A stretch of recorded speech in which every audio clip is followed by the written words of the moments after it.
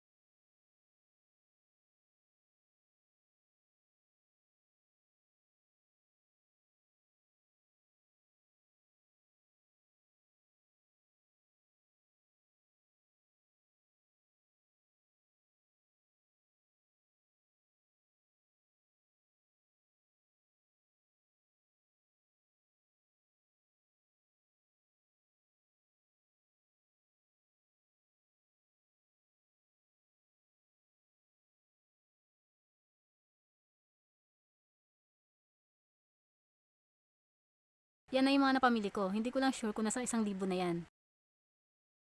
Tara na at bayaran na natin sa counter. Hindi ko na siya dinagdagan kasi parang sa tingin ko nasa 1,000 na siya eh.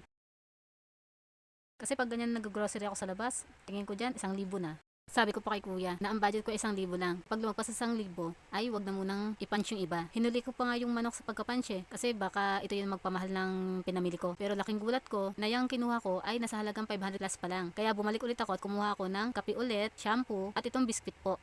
Kaso pagka-punch ulit, sa 700 plus lang. Kaya sabi ko, sige, okay na yan 700. Kaya yun lang, hindi ko na dinagdagan. Kaya yung 1,000 ko, mayroong pang sukli na 250 plus. Tapos na yung pamimili ko at nag-enjoy talaga ako sa pamimili dito sa Dali. Tayo na humingi nito pag giveaway nila kasi opening nila ngayon. At ito, may papasalubong ako sa aking mga pamangkin. Magugustuhan nila ito. At yan na yung napamili ko sa Dali. Hindi ko pa naubos yung 1,000 ko. 700 plus ng palayan. Salamat sa panonood. Bye-bye!